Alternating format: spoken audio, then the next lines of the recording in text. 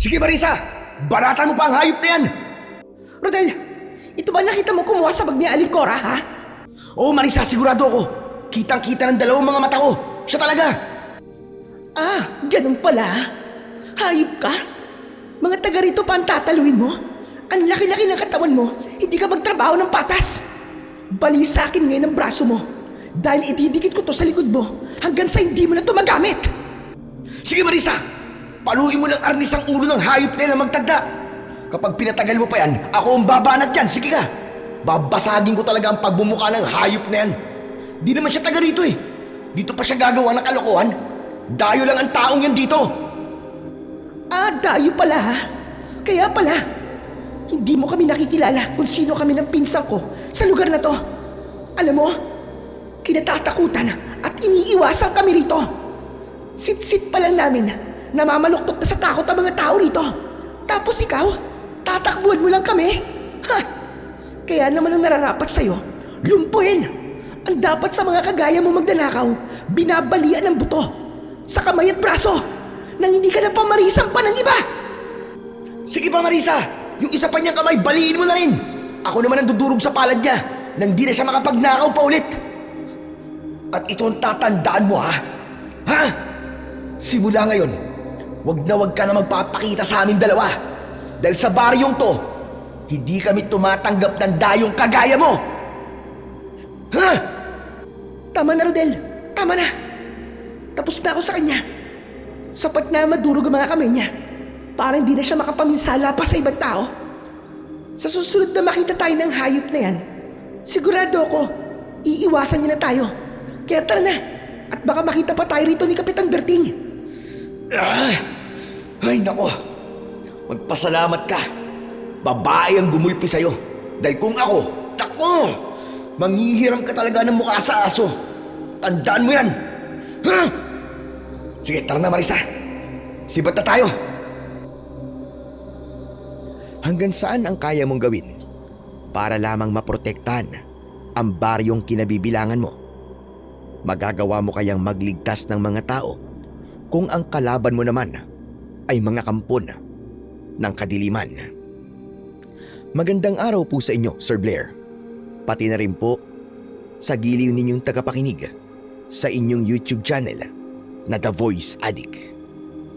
Ang kwentong ibabahagi ko po sa inyo ay naganap taong 1989 sa baryo ng San Bartolome sa probinsya ng Mindoro. Dalawa po kami ng pinsan kong si Marisa na iniiwasan ng mga tao sa baryo namin dahil nga sa pagiging barumbado namin. Ginagawa po namin ito dahil meron po kaming natuklasan. Ang lugar po pala namin ay merong nakakakilabot na lihim na hindi alam ng mga kababaryo namin. Upang lubusan niyo pong maunawaan ang aking istorya, itago niyo na lamang po ako sa pangalang Rodel. At ito ang aking kwento. Kayong dalawa, mag-usap nga tayo. Ho? Kami po, Kapitan. Oo, kayong dalawa ng pinsan mo si Rodel. Nagkatinginan kaming dalawa ni Marisa nang makita namin si Kapitan Berting. Nakatayo siya sa waiting shed na malapit sa barangay hall. Gusto pa sanang itago ang bag ni Aling Cora. Kaya lang, ay huli na dahil nakita na ito ng matanda. Maya-maya pa ay lumapit kami sa kanya at inilahad niya ang kanyang kamay upang kunin ang gamit ni Aling Cora. Agad ko naman itong ibinigay sa kanya. Nasaan ang lalaking tumangay nito? Ho? Hindi po namin alam kung saan po siya nagpunta, Kapitan Berting eh. Huwag kang magsinungaling, Rodel. Nasaan ang taong tumangay nito? Siguro binugbog din na naman ano? Opo. Alam niyo naman po kung anong ginagawa namin sa mga taong gumagawa ng kalokohan sa lugar natin, di ba? Alam kong gagawin niyo ang bagay na yon. Kaya nga nagtatanong ako. Dahil baka pinatayin niyo na ang lalaking kumuha nito. Sa awa naman po ng Diyos, buhay pa siya.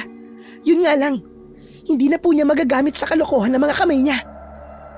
Talaga bang wala na kayong takot sa Panginoon, ha? Lalo ka na, Marisa. Kababae mong tao, dinaig mo pa ang lalaki kung kumilos. Palagi kang sumasama dito sa pinsan mo, sa lahat ng kalokohan niya. Hindi niyo ba naisip na pwede kayong kasuhan ng lalaking binugbog niyo? Teka nga lang, Kapitan. Iisipin pa po ba namin yon? Kung kailangan na namin siyang hulihin? Ang bagal-bagal po kasi ng mga tanod nyo. Kaya kami na lang ang rumisponde. Aba Marisa, masama na pala ngayon ang tumulong Kinakasuhan na. Aba mahirap yan. Hindi ako nakikipagbiruan sa inyong dalawa, ha?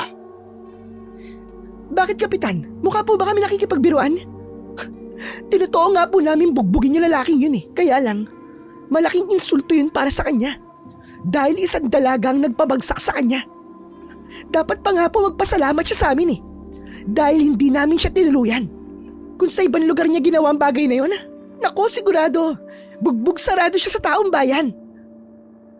Siya nga naman po, Kapitan. Kaya kayo iniiwasan ng mga tao dito eh. Dahil sa mga katwiran ninyo. At dahil po sa katwiran namin, Kapitan, takot ang mga tao na gumawa ng kasalanan.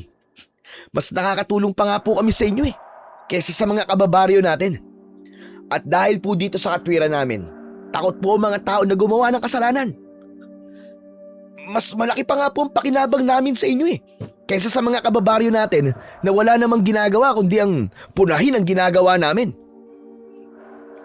Kahit na ano pa ang sabihin nyo, mali pa rin ang ginagawa nyo. Isa pa, huwag nyo akong gamiting dahilan para gawin ang gusto nyong dalawa. Ako pa rin ang punong barangay dito. Kaya ako lamang ang may karapatang magpatupad ng batas dito. Naiintindihan nyo ba ako? Kami po hindi nyo naiintindihan, Kapitan Berting Ginagawa po namin to para sa inyo. Kung ginagawa nyo na lamang po kaming tanod nyo, di sana mas makakatulong po kami sa inyo. Lalaki lang ang kinukuha kong tanod, hindi babae. Isa pa, ayusin mo nga ang sarili mo, Marisa.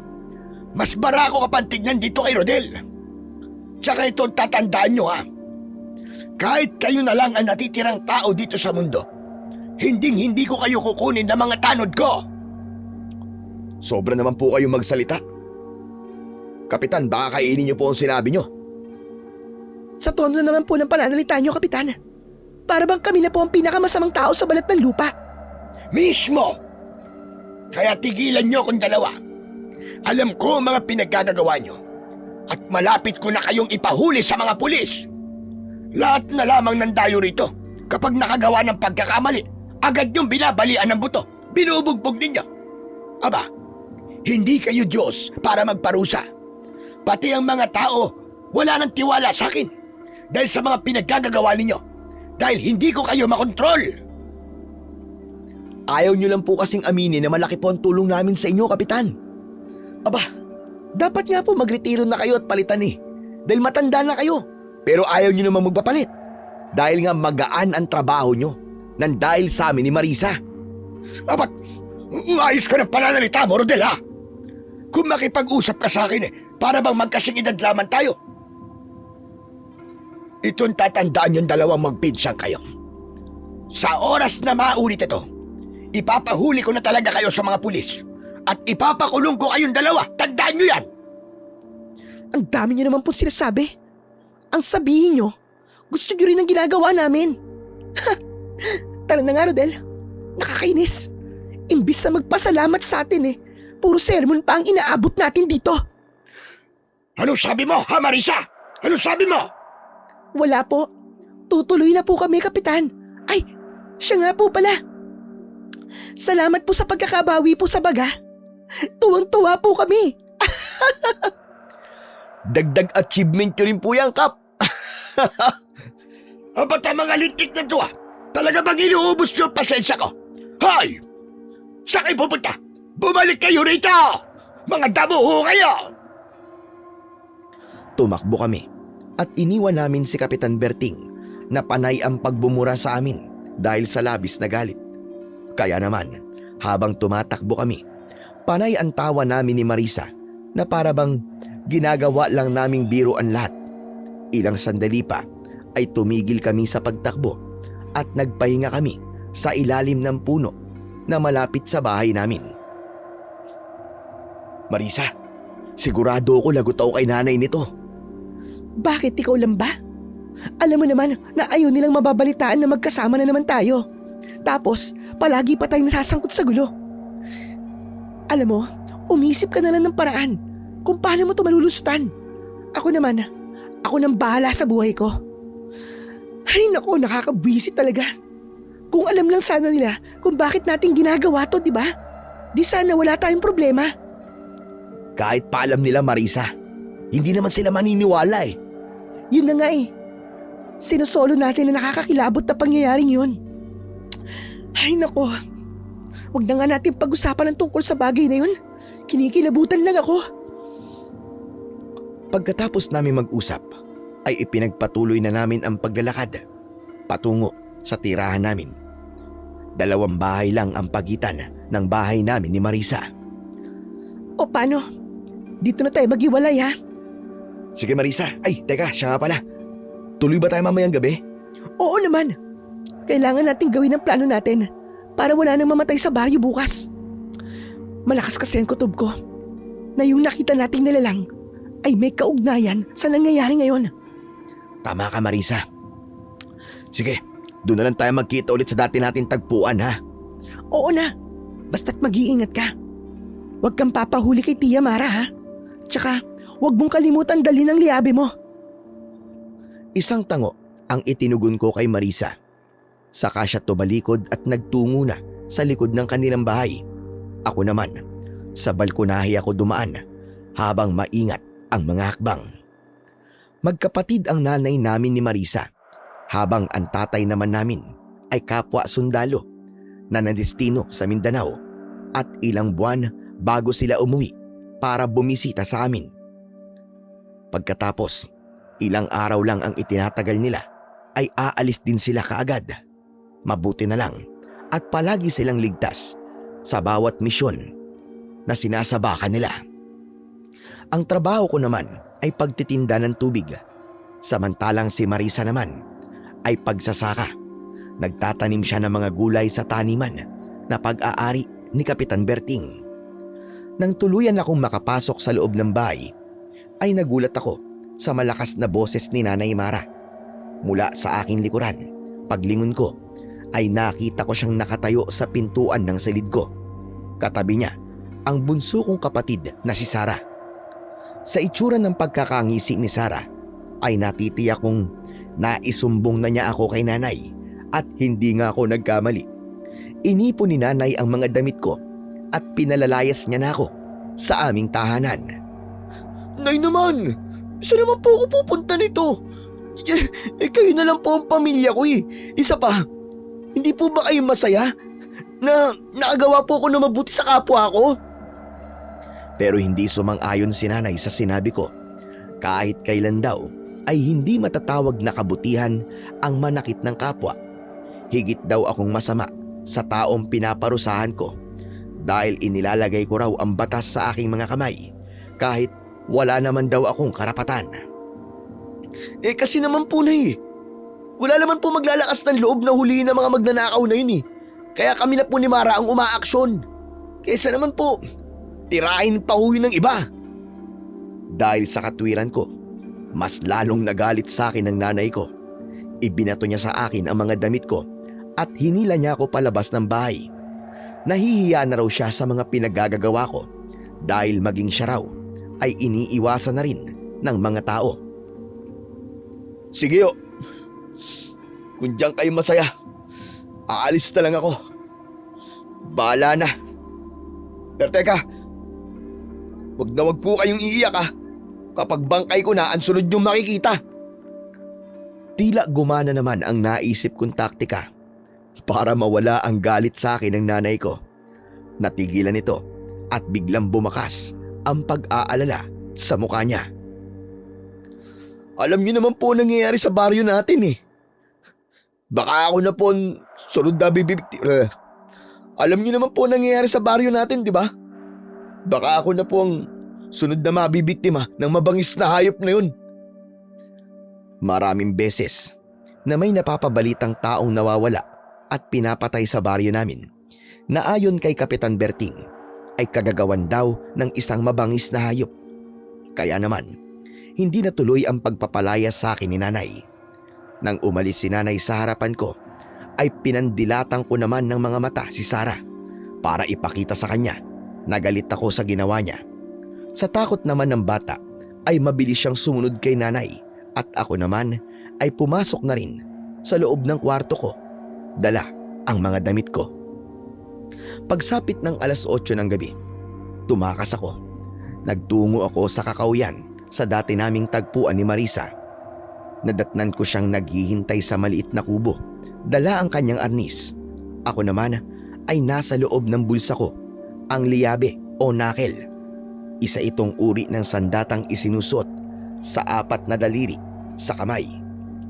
Mabuti na lang at maliwanag ang buwan ng mga sandaling yon, kaya magagawa namin na maayos ang binabalak namin. Walang iya ka naman, Rodel. Bakit ang tagal-tagal mo? Kanina pa ako naghihintay sa'yo dito Muntik na akong ubusin ng mga lamok dito. Pasensya ka na, Marisa. Hinintay ko pa kasi makatulog yung dalawa Pambihira kasing Sarah yan O bakit? Ano naman ginawa ni Sarah?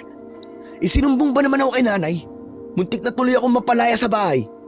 Sus, pagpasensyaan mo na at bata yun. Ang mahalaga, tuloy tayo sa plano natin. O ano? Tara na. Agad kaming nagtungo sa kinaroroonan ng lumang kuweba na matatagpuan sa gitna ng kagubatan. Paulit-ulit kaming nagmamatsyag doon dahil sa nilalang na nakita naming naninirahan sa lugar na yon. Doon naming unang nasaksiyan ang karumal-dumal na pagpatay ng halimaw sa isang babaeng buntis. Doon din nagsimula ang pagbabago sa ugali namin at kung paano kami unti-unting inuusig ng aming konsensya. Ito ay dahil sa inilihim namin ang tungkol sa nilalang na yon na totoong pumapatay sa mga biktima. Samantala, nang marating namin ang kinaroroonan ng kuweba, nagtago kami sa isang makapal na halaman. Kapag nakita ko ang halimaw na yon, papatayin ko talaga siya. Sana pala, itak na lang ang dinala natin. Oo nga, Marisa. Bakit ba ton dinala natin? Teka, bakit nanginginig ka? Ano yan? Kinakabahan ka ba? Sino kinakabahan? Kaya kong makipagbasagan ng muka sa mga kaaway ko. Pero ang nilalang na yun, parang ang hirap yatang maging matapang sa harapan niya. Oh, akala ko ba? Buo na ang loob mong sumama sa akin. Pabihira ka naman, oo. Hindi mo ba alam na nakakahawa ang kadwagan? Bakit? Ikaw ba hindi ka natatakot? Sa tanang buhay ko, noon lang ako nakakita ng ganung uri ng nilalang.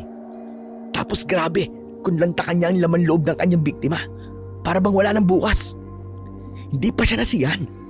Matapos niyang lingkisin ang katawan ng buntis, nilunok pa niya ng buo. Ay nako, maalala ko pa lang ang eksenang yun. Parang nasusuka ako kinikilabutan ako. Huwag ka na matakot. Salip, mag-isip ka ng paraan kung paano natin siya mapapatay. Karamihan pa naman sa mga nagiging biktima niya ay mga dayo. Kaya hindi natin hahayaan na maulit pa ang bagay na yun. Kung sa bagay, marami na tayong isinakripisyo rito, Marisa. Kaya lang, nalulusutan pa rin tayo ng halimaw na yun. Masyado siyang madulas. Kaya nga ang tirahan niya mismo ang babantayan natin. Kaya humanda ka na, pinsan. Dahil papasukin na natin ang kuwebang yon. Hindi pa man kami nakakatayo, ay bigla kaming natigilan nang makita namin ang nilalang na pinag-uusapan namin ni Marisa. Ang itsura nito ay taong ahas, nakahawig ng isang banakon. Ang gitnang bahagi ng kanyang katawan ay may 2 braso, nakahawig ng tao, ngunit may mahahabang kuko na tila ba kuko ng bayawak. Ang ulo naman niya ay malakobra din na may mapupulang mga mata na tila ba nagbabagang apoy sa dilim. Gulat na gulat kami sa nakita namin nang makilala namin ang lalaking nilingkis nito. Piniga muna nito ang katawan ng biktima hanggang sa madurog ang mga buto nito. Kasunod nun, ang paglaki ng bunganga ng taong ahas at nilunok niya ng buo ang lalaki. Nalintikan na. Hindi ba't ang lalaking yun ang binugbog natin kanina? Oo, Marisa. Anak ng putya, paano yan? Anong gagawin natin? Hindi maaari to. Wala na tayong pagpipilian, Rodel. Kailangan natin patayin ang halimaw na yun para may pruweba tayo na siya ang pumatay sa lalaking yun. Kapag hindi natin to ginawa, tsak na tayo ang pagbibintangan ng mga tao na pumatay sa kanya. Hindi na hinintay ni Marisa na magsalita ako.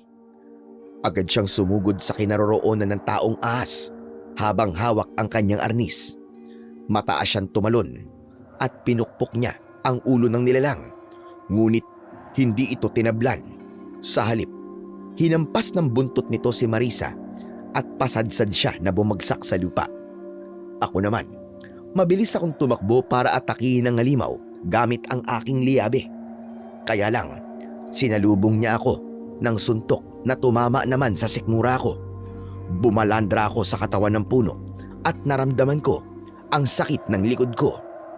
Umalingaw-ngaw ang huni ng taong ahas at tinapos nito ang paglunok sa katawan ng kaawa-awang biktima.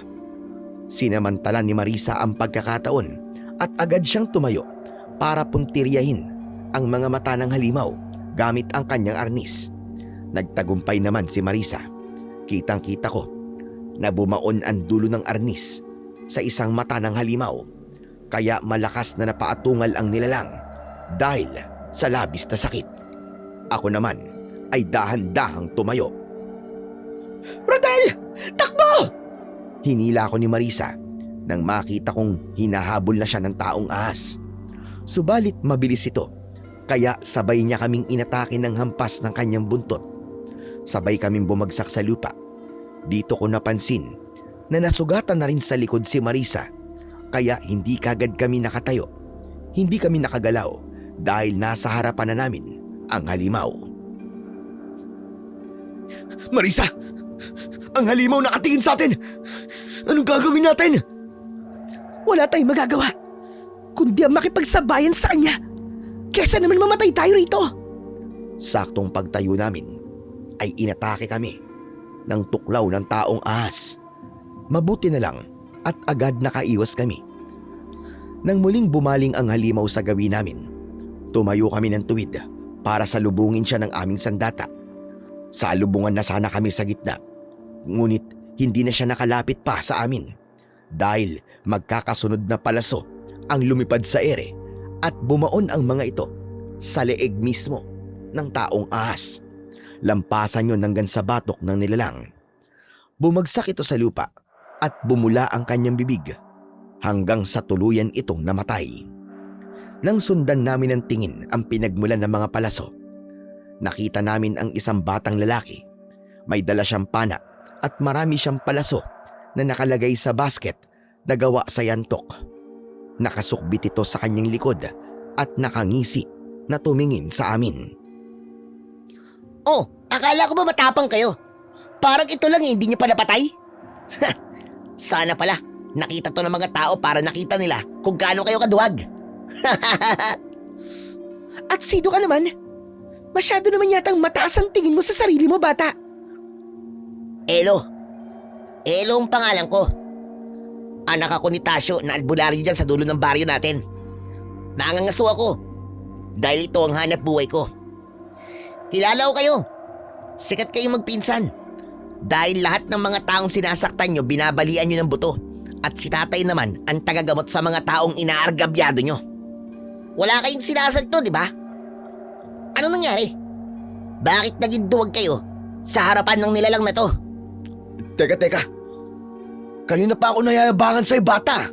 Bakit tirising kita yan? We, kaya mo? Dito pa nga lang sa taong ahas na to. Halos maihi ka na sa salawal mo dahil sa labis sa takot. Ba't ang yabang mo talaga? Rodel, tama na. Huminahon ka na muna. Bata lang yan. Huwag mo nilang pansinin ang kayabangan niya. Ang mahalaga, patay na ang halimaw. Na pinatay ko. Hindi ba kayo naiinsulto? Isang bata lamang na kagaya ko ang nagligtas sa buhay nyo. Ay nako, nakakahiya naman kayo. Sa pagkakataong yun, si Marisa na ang napikon sa bata at sinabunutan niya ito. Kaya lang, mabilis din siyang bumagsak sa lupa dahil naibalibag siya ng bata. Hindi rin siya nito pinagpasensyan kahit babae pa siya. Kaya naman, akmang lalapit ako nang biglang nagsalita si Elo. Huwag ka nang lumaban. Hindi kayo uubra sa akin. Pagmasdan nyo na lang ang halimaw na pinatay ko. Ikumpara nyo naman yan sa lakas nyo. Walang niya kang bata ka. Tumulong ka lang pala para ipamukha sa amin na mahina kami. Pati si Marisa pinabagsak mo. Wala kang respeto sa babae ah. Bakit? Siya naman ang nauna. Bata ako pero pinatulad niya ako. Eh patas lang kami. Tsaka, talaga namang mahihina kayo, di ba? Ang lakas ng loob niyong sumugod dito. Eh baraad naman palaki sa pakikipaglaban. Isa pa, alam ang pumasok sa kukote niyo at nagpunta kayo rito ha. Akala niyo ba nag-iisa lang to? Ha? Hindi. Nagkakamali kayo. Nakikita niyo ba ang kuwebang yun? Punong-puno yun ng mga kauri niya. Kapag binulabog niyo ang pananahimik nila, pagsisisihan niyo. Bakit? Ano bang uri sila ng nilalang? Ang tawag sa kanila, aswang na bulaw-bulaw. Makapangyarihan sila, higit sa ibang lahi ng mga aswang. At nabibilang din sila sa lahi ng mga engkanto. Kaya mag-isip-isip kayo bago kayo kumilos. Habang ipinapaliwanag ni Elo ang tungkol sa aswang na bulaw-bulaw, tumayo si Marisa at lumapit sa akin. Ang mayabang na pananalita ng batang lalaki ay unti-unti naming binaliwala dahil hindi na magbabago ang katotohanang iniligtas niya ang buhay namin at may utang na loob kami sa kanya. Maya-maya pa ay muli siyang nagsalita. Tara, sunugin natin ang katawan ng aswang na bulaw-bulaw. Teka. Bakit naman kami susunod sa'yo ha, bata? Pagkakataon na namin to para maniwala ang mga tao na may aswang sa baryo natin. Hindi nyo alam ang ginagawa nyo. Kapag nalaban to ng mga kalahi niya, magkakagulo at mas marami ang mapapahamak. Pero may pinatay ang aswang na to. Ililihim na naman ba namin to? Gaya ng ginawa namin nun? Bakit hindi? Kung mas makakabuti naman to sa lahat.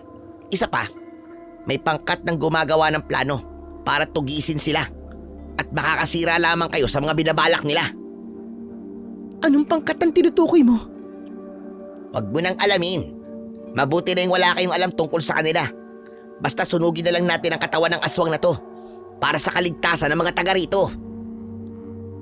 Napilitan na lang kaming sumunod kay Elo. Pinagtulungan naming hilahin ang katawan ng aswang na bulaw-bulaw at dinala namin ito sa malayo. Saka namin ito nilagyan ng tuyong sanga at sinunog ito ni Elo.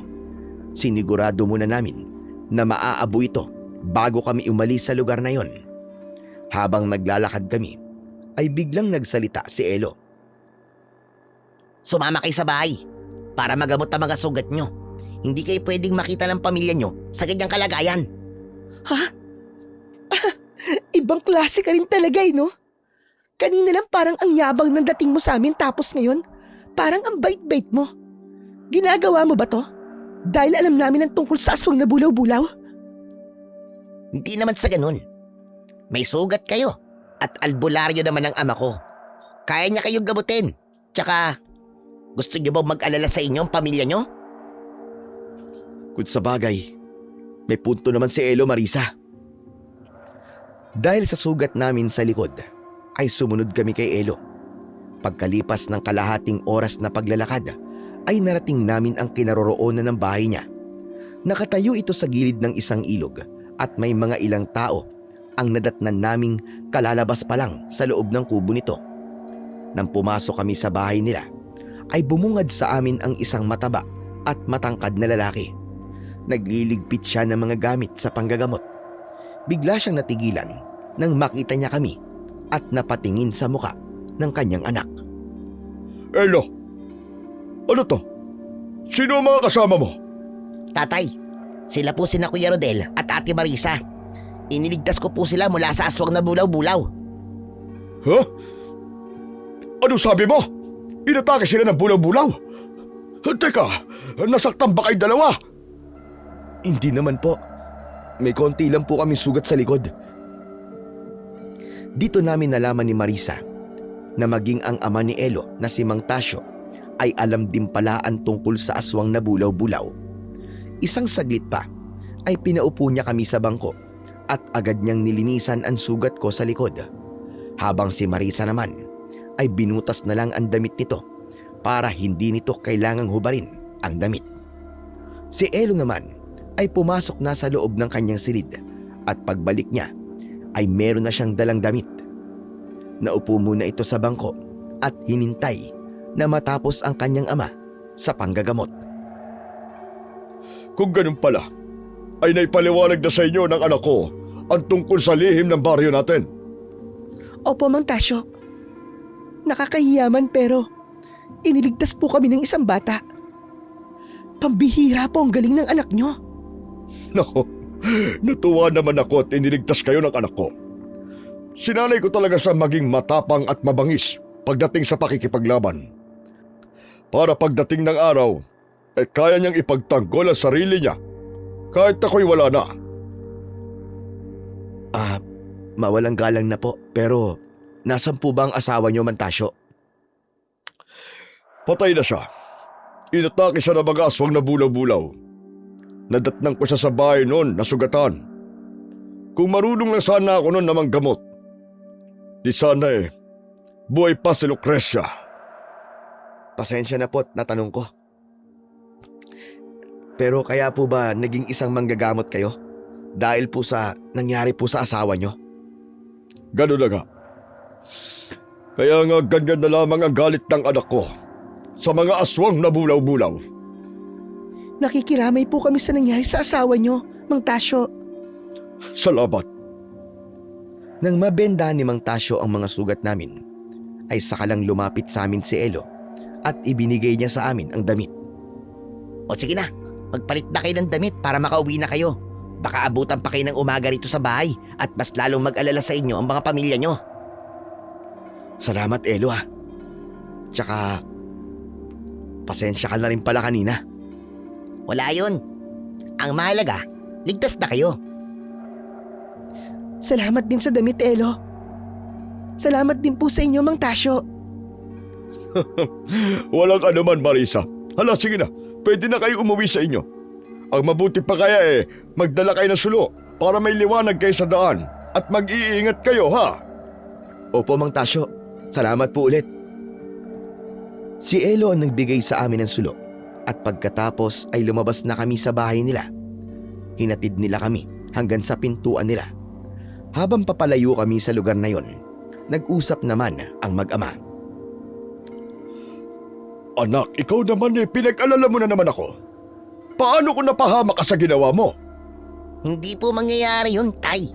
Nag-iingat naman po ako Napatay mo ba ang aswang na yon? Sigurado ka bang napatay mo siya? Opo.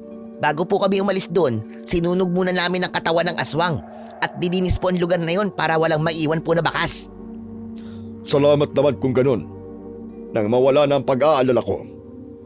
Mabuti na lang at nagawan mo kaagad ng paraan. Hindi matay ang dalawang yon. Dahil kung hindi, napahamak sila at bigla silang nawala. Magkakagulo ang mga tao at malalaman nila ang tungkol sa mga aswang na bulaw-bulaw.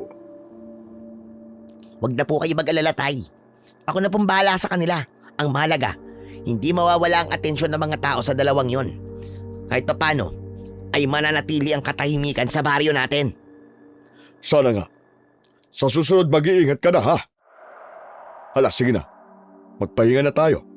Medyo marami naging pasyente ko ngayong araw. Kaya masasakit ang katawan ko. Gusto niyo po bang ipaghanda ko po kayo ng pampalakas? Mabuti pa nga nang sumigla-sigla ang katawan ko. Sabay na pumasok ang mag-ama sa loob ng bahay nila. Kaya, sa paglingon ko sa pintuan nila, ay nakasarado na yon. Saka ko ibinaling ang atensyon ko sa daan. Pero napansin ko naman na tahimik si Marisa. Minsan, anong iniisip mo? Iniisip ko lang kung tama bang pumayag tayo sa gusto nila. Sa pangalawang pagkakataon naging duwag tayo, Rodel. Hindi ko talaga maintindihan kung bakit kailangan natin itong gawin. Hindi ba dapat mas tamang malaman na ito ng mga tao para makapag-ingat sila? Pero may punto rin naman si Elo, Marisa. Mapanganib ang mga aswang. Baka mas marami mapahamak sa gagawin natin. Dapat, pinag-iisipan nating mabuti ang bawat desisyon natin. Kaya nga, hayaan na muna natin ngayon para makapag-isip tayo na maayos. Pero kapag sa susunod at palala na ng palala ang sitwasyon, aba, kailangan na nating kumilos. Hihintayin pa ba nating lumala ang sitwasyon bago tayo kumilos? Nung gagawin natin, di ba? May laban ba tayo sa kanila? Sige nga. Kung sakaling sumalakay ang mga bulaw-bulaw sa baryo natin, may magagawa ba tayo? Ang mabuti pa ay pagpatuloy na lang natin ang pagpigil sa mga dayong gustong pumasok sa lugar natin nang wala na mapahamak. Saka tayo magplano kung paano natin haharapin ang problemang ito. Isang malalim na buntong hininga ang pinakawalan ni Marisa dahil naguguluhan na rin siya sa mga nangyayari. Maya-maya pa ay bigla kaming nakaamoy ng malansang singaw na nanggagaling sa ilog. Iwinasiwas ni Marisa ang dala niyang sulo at tinignan namin ang ilog. Ganun na lang ang panlalaki ng mga mata namin nang makita namin ang katawan ng isang buntis. Butas ang tiyan nito at nakadilat ang kanyang mga mata. Dala ng labis namin pagkabigla ay malakas kami napasigaw at mas lalo kami nagulantang nang makilala namin kung sino ang kaawa-awang biktima. Diyos ko, Rodel! Si Aling Cora yun na! Tama ka, Marisa. Nakikilala ko ang bag niya. Teka, paano napunta doon si Aling Cora? Ewan ko, hindi ko rin alam. Tara na, umalis na tayo rito. Baka mapagbintangan pa tayo sa pagkamatay ni Aling Cora. Parang nakukonsensya ako, Marisa. Ganito rin ang ginawa nung pinatay ng aswang ang babaeng buntis sa akaw yan, di ba? Iniwan rin natin siya at nagpanggap tayo walang nakita. Ganon din ang ginawa natin sa lalaki kanina. Tapos ngayon si Aling Cora naman ang iiwan natin. Tama pa ba ito, Marisa? Ngayon ko naiintindihan ang nararamdaman mo kanina. Dapat siguro, ipaalam na natin ito kay Kapitan Berting. Ikaw na rin ang nagsabing walang maniniwala sa atin kapag ginawa natin yun. Tsaka ang nangyari kay Aling Cora, hindi to kagagawa ng isang aswang na bulaw-bulaw. Natitiyak kong kagagawa nito ng ibang lahi ng aswang dahil sa uri ng kanyang pagpatay. Kaya halika na, sa bahay na lang natin to pag-usapan. Bilisan natin! Mabigat man sa kalooban ko, ay umalis din kami sa lugar na yon. Sa pangatlong pagkakataon, naging duwag kami. Naging bingi at bulag kami sa katotohanan at nagpanggap kami na matapang sa harap ng maraming tao. Pagdating namin sa bahay, ay agad kaming pumasok at pinag-usapan namin ang tungkol sa nangyari kanina. Hindi natin maitatago na matagal ang tungkol sa aswang na bulaw-bulaw, Marisa. Lalo na at marami ng tao namamatay sa baryo natin. Alam ko yun. Pero anong gagawin natin? Palaging tayo nakakakita sa pagpatay sa kanila, maliban kay Aling Cora. Rodel, labag din sa kalooban ko ang ginagawa natin. Pero may pagpipilian pa ba tayo? Ako ang unang nakaramdam niyan. Kaya alam kong nahihirapan ka na rin. Ang kailangan natin ngayon ay ang umisip ng paraan para maubos na ang mga aswang nang hindi na sila makapambiktima pa ng mga tao. Ano kaya kung si Kapitan Berting lang kausapin natin? Siya lang ang makakatulong sa atin eh. Kapag ginawa natin yon, malalaman niya na itinago natin ang katotohanan sa pagkamatay ng babaeng buntis noon. Tayo ang nag-iisang testigo sa unang paglitaw ng aswang dito sa baryo natin. Nakalimutan mo na ba ang banta ni Kapitan Berting? Ang sabi niya, ipapahuli raw niya tayo sa mga pulis kapag nakagawa tayo ng kasalanan. Gusto bang makulong tayo? Siyempre ayoko. Kaya nga hihingi tayo ng tulong sa kanya at ipagtatapat natin ang lihim natin. Saka tayo makikiusap sa kanya na ilihim niya ang tungkol sa atin. Ang mahalaga, ginawa natin ang tama. Wala na kasi tayong ibang malalapitan kundi siya lang eh. Hindi, ayoko. Wala akong tiwala sa kanya. Paano naman ang mga biktima, Marisa? Paano ang mga tao? Ililihim pa rin ba natin sa kanila na may aswang sa baryo natin? Mas lalong marami mapapahamak. Mas lalong lalaki ang gulo. Bakit naman si Mang Tasyo at Elo? Hindi ba't ganito yun ang gusto nila mangyari? Akala ko ba, ikaw ang sumasang-ayon sa gusto nila? Bakit ngayon? Bigla na lamang nagbago ang isip mo. Dahil lumalala na ang sitwasyon. Kapag hindi ko to kinaya, ako na mismo ang magsasabi kay Kapitan Berting. Sinasabi ko talaga sa'yo. Kapag ginawa mo yan, kalimutan mo na magpinsan tayo. Hindi ako nakapagsalita sa sinabi ni Marisa. Kaya tahimik akong umalis sa harapan niya at umuwi na ako sa bahay. Kinabukasan ay kumalat na nga ang balita tungkol sa pagkamatay ni Aling Cora. Ayon pa rin sa resulta ng investigasyon ng mga pulis, kagagawan daw yon ng isang mabangis na hayop. Sa totoo lang, kaya kami nagkakaganito ay dahil hindi naniniwala ang mga tao sa masasamang elemento o aswang. Upang mapatunayan namin na totoo sila, kailangan naming pumatay ng aswang para ipakita sa mga tao. Kaya lang, ang pagkakataong yon ay sinayang namin dahil sinunog namin ng ebidensya at naniwala kami sa batang si Elo.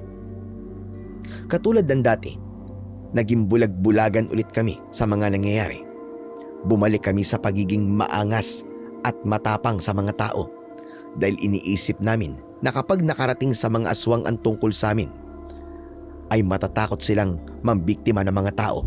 Kaya lang, habang tumatagal, ay hindi talaga yung gumagana dahil patuloy lang silang nag-aasik ng lagim. Katulad ngayon, may panibago na namang biktima ang natagpuan sa gilid ng kalsada. Ang itsura nito ay kagaya sa sinapit ni Aling Cora. Naroon kami na mga oras na yon, kaya narinig namin ang sinabi ni Kapitan Berting sa mga pulis. Dapat siguro, maging maigpit na ako sa mga tao. Kailangan ko na magpatupad ng karpyo para hindi na maulit ang pangyayaring ito. Hindi pa nga ako natatapos sa problema ko sa pagkawala ni Cora. Heto na naman ang isa. Nang araw din na yon, kinausap ni Kapitan Berting ang kanyang mga tanod para sa pagpapatupad ng karpyo sa baryo. Lihim kaming tumulong sa matanda dahil malaki ang maitutulong nito para wala nang mabiktima ang mga aswang. Bukod kasi sa aswang na bulaw-bulaw, ay meron pang isang nilalang na pumapatay sa mga tao na hanggang ngayon ay hindi pa rin namin alam kung anong uri siya ng aswang. Pagkalipas ng ilang araw, ay may nakita kaming isang pangkat ng mga kalalakihang nanggugulo sa isang karinderya. Kahit inaawat na sila ni Kapitan Berting, ay hindi pa rin sila tumitigil sa panggugulo at itinulak pa nila ang matanda. Dayo lang ang mga to sa lugar namin. Hindi pa nasiyahan ay itinapon pa ang mga pagkain sa kalsada. Nang mga oras na yon ay kagagaling lang ni Marisa sa taniman ng gulay. Kaya naman may dala siyang gulok. Ako naman ay tulak ang kariton na gawa sa kahoy habang sakay nito ang ilang pirasong galon na may lamang tubig. Agad akong lumapit kay Kapitan Berting at inalalayan ko siyang tumayo. Si Marisa naman ay tinutukan niya ng itak ang mga lalaki. Imbis na matakot ay pinagtawanan pa ito dahil nga babae lang ito. Hindi nila alam na mas malupit si Marisa kesa sa inaakala nila. Dahil dito, inilayo ko na muna si Kapitan Berting at dinukot ko ang liyabe sa loob ng bulsa ko. Saka ko tumabi kay Marisa at isa-isa kong tinignan ang mga lalaki. Ang pinuno nila ay nakilala namin sa pangalan na Barok, na dati nang napapabalitang pinuno ng mga magnanakaw sa kabilang baryo. Hinahanap nila ang kasama nilang nawala raw sa lugar namin na ang pangalan ay Diego. Kung hindi ako nagkakamali, ay ang hinahanap nilang tao ay ang lalaking humiklas sa bag ni Aling Cora at hindi nila alam na patay na ito. Kung hindi namin sila pipigilan, baka sila na ang sunod na mabibiktima ng mga aswang. Hoy kayo! Sino kayo para manggulo rito, ha? Anong karapatan yung itapon ng mga pagkain? Bumalik na kayo sa pinanggalingan nyo. Dahil wala rito ang hinahanap nyo. Maangas na sumagot si Barok at sinabi nitong hindi siya naniniwalang wala sa baryo namin si Diego. Kung hindi daw namin siya ilalabas, ay manggugulo raw sila sa baryo namin. Ipinakita nila ang galit nila sa pamamagitan ng pananakit sa mga taong dumaraan. Kaya tuluyan ang naubos ang pasensya namin at agad namin silang sinugod. Lahat ng umatake sa amin ay bumagsak sa kalsada. Si Marisa naman, gamit ang baligtad na talim ng kanyang itak, ay pinagpapapalo niya ang ulo ng mga kalaban dahil wala siyang intensyon na patayin ang mga ito. Sige na! Magsilayas na kayo! Magpasalamat kayo dahil pagod kami ng pinsa ko. Dahil kung hindi, baka nabalian na namin kayo ng mga buto. Tumayo ang mga lalaki. Hindi sila umalis, sa halip sumugod sila sa kinaroroonan namin. Dito na kami nakipagsabayan sa kanila at sa pangalawang pagkakataon, bumagsak sila ulit sa kalsada. Duguan at putok ang kanilang labi at kilay. Dahil sa liyabi ko, ang iba naman ay may bukol sa ulo dahil sa itak ni Marisa. Ang mga tanod naman ni Kapitan Berting ay isa-isang dinampot ang mga lalaki at dinala nila ang mga ito sa barangay hall. Wala kaming kaalam-alam noon na may nabuong plano si Kapitan Berting para sa amin. Sa ganitong pagkakataon, tamang ginawa nila. Sapat na para masabi kong natagpuan ko na ang matagal kong hinahanap. May pakinabang naman pala ang pagiging barumbado ng magpinsang damuhong yon. Kailangan ko na lamang ng tamang panahon. Maya-maya pa ay narinig namin ang boses ng albularyong si Mang Tasyo.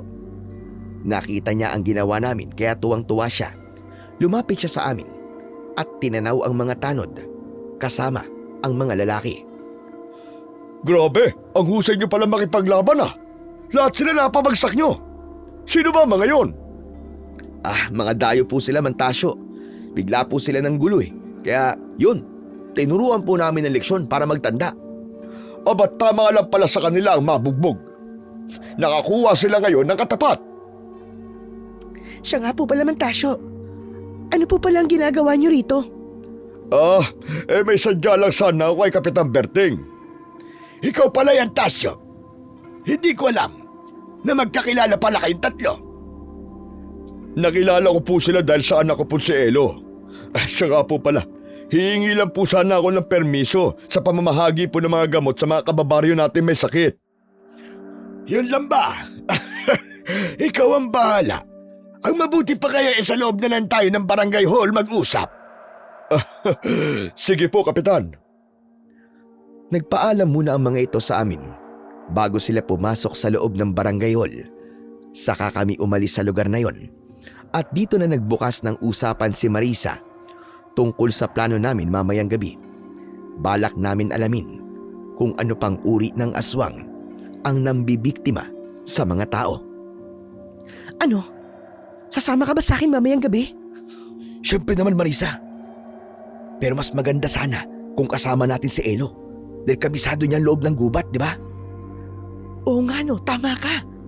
Sa ganitong pagkakataon, si Elo lang ang makakatulong sa atin. Pagsapit ng gabi ay nagtungo kami sa bahay ni Mang Tasyo at Elo para sana ayain ang bata na sumama sa amin. Ngunit pagdating namin doon ay walang tao at sarado pa ang pintuan. Wala ring nakasinding gasera kaya nagkatingin ng kaming dalawa ng pinsan ko na si Marisa. Pero nang maalala namin ang sinabi ni Mang Tasyo, inisip namin na baka magkasama ang mag-ama sa panggagamot. Kaya naman, wala na kaming nagawa noon kundi ang umalis sa tapat ng bahay nila at itinuloy namin ang plano namin. Pagkalipas ng kalahating oras na paglalakad, ay narating namin ang kinaroroonan ng kuweba. Ngunit ibang nilalang ang nadatnan naming nakatayo sa unahan ng aming daan. Nagkataon din na direkta tong tinatamaan ng liwanag ng sikat ng buwan. Kaya malinaw rin naming nakikita ang kanyang itsura. Napaatras kami ni Marisa at nanigas ang buo kong katawan. Hindi rin namin inaalis ang paningin sa muka ng nilalang. Marisa, anong klaseng nilalang yan? Hindi yan aswang na bulaw-bulaw. Sigurado ako, siya ang pumatay kay Aling Cora. Tama ka, Rodel. Siya nga ang isa pang aswang na namiminsala sa mga tao. Kailangan natin siyang labanan. Kundi, papatayin niya tayo. Akmang ihahanda na namin ang aming sandata. Nang tuluyan na kaming hindi nakagalaw. Para bang may hindi nakikitang lubid na nakagapos sa aming katawan. Ganon din si Marisa na patuloy sa pagpupumiglas. Umalingaw-ngaw ang malakas na tawa ng nilalang na may matutulis na mga kuko sa kamay. Ang kanyang buhok ay nakatayo na para bang kasing tigas ng mga alambre. Nakalitaw rin ang kanyang mga pangil sa bibig at may dalawa siyang matabang sungay sa ulo. Ang kanyang mga mata ay pulang-pula na tila ba nagbabagang bolang apoy. Agaw pansin din ang kulay itim na usok na bumabalot sa kanyang mga kamao. Maya-maya pa ay nagsalita ang aswang. Nauubos na pasensya ko sa pagiging pakailamero yung dalawa. Kaya dapat lamang na magpakita ako sa inyo para matakot kayo. At sino ka? Para katakutan ka namin. Ako lang naman na may kontrol sa katawan nyo ngayon. Bakit hindi nyo pakiramdaman ang sarili nyo? Ano to? Bakit di ko may galaw ang katawan ko? Ano ginawa mo sa amin? Hayop ka! Nakulong kayo sa bahik ako. Ipinapakita ko lang sa inyo kung sino ba talaga ang binabangga ninyo. Akala nyo ba hindi ko alam ang mga pinaggagawa ninyo? Kaya nararapat lang sa inyo ang mamatay dahil sagabal kayo sa mga pinaplano ko. Tumahimik ka! Pakawalan mo kami rito! Kung ano man ang binabalak mo, hindi ka magtatagumpay. Nagtagumpay na ako. Simula pa nung gabing hinayaan niyo akong gawin ang mga gusto ko. Anong ibig mo sabihin na hayop ka? Naalala niyo pa ba ang gabing yun? Nandun ako habang pinapanood kayo. Hindi ba't hinayaan yung patayin ng alagad ko ang biktimang yun? Ang babaeng buntis na pinanood nyo lang habang nagtatago kayo sa likod ng isang puno. Anong sinasabi mo? Akala nyo ba hindi ko alam na naroon kayo ng gabing yun? Kung sa bagay, ay may utang na loob ako sa inyo. Dahil inilihim nyo sa mga tao at tungkol sa nakita nyo. Kaya naman hanggang ngayon ang iniisip ng mga tao, pinatay siya na mabangis na hayop. Dahil sa ginawa ninyo, nagpasalamat ako. Kaya hanggang ngayon buhay pa rin kayo. Pero ngayon, wala na kayong balak ilihim ang tungkol sa mga alagad ko. Kaya naman, kailangan nyo nang mamatay. Hayop ka! Ibig sabihin, ikaw rin na may kagagawa nun? Tama ka! Ako nga! Teka, paano nangyari yun? Aswang na bulaw-bulaw ang nakita namin lumapas sa katawan ng babaeng buntis. Ibig sabihin, alagad mo siya? Oo! Alagad ko nga siya. Ang lahat ng mga nilalang na naninirahan dito ay mga alagad ko. Kaya-kaya ko silang kontrolin sa pamamagitan ng bahik ako. At kapag dumating na ang hudyat ng pagsalakay nila sa baryong ito, wala akong ititirang buhay sa mga tao nito. Narinig niyo ba? Kaya ngayon pa lang, magdasal na kayo. Dahil uunahin ko na kayong patayin. Walang iya ka! Kapag nakawala ako rito, ako mismo ang papatay sa'yo! Lalastasin ko talaga lalamunan mo, hayop ka! Hindi mo na magagawa sinasabi mo. Dahil uunahan na kita. kayong dalawa ay ipapakain ko sa mga alagad ko. Walang makakapigil sa akin. Kahit sino pa lumaban sa akin, ang tingero man o albularyo ay walang magagawa laban sa aking kapangyarihan. Lahat kayo ay mamamatay!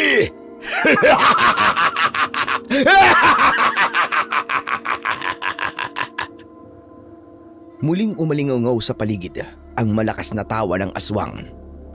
Saka nito itinaas ang kaliwa niyang kamay. Ramdam namin ang paghigpit ng hindi nakikitang gapos sa aming katawan na para bang konektado ito sa bawat pagsara ng kamao ng aswang. Pagmasdan niyo ang anino niyo, makikita niyo kung gaano kalakas ang kapangyarihan ko! Dahil maliwanag ang sikat ng buwan, nakita naming may lubid na nakagapos sa anino namin. Hindi kami makapaniwala sa kababalaghang yon. Hindi maaari. Kakaiba siyang nilalang, Rodel. Anong gagawin natin? Wala na kayong magagawa, kundi ang hintayin ang kamatayan ninyo!